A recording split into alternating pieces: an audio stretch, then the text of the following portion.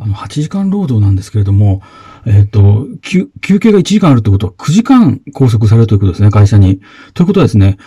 通勤時1時間かかるとしたらですね、もう10時間ぐらい会社に拘束されているということになりますね。で、前後に、準備とか、風呂入ったりとか、ご飯食べたりとかっていうのもありますから、もう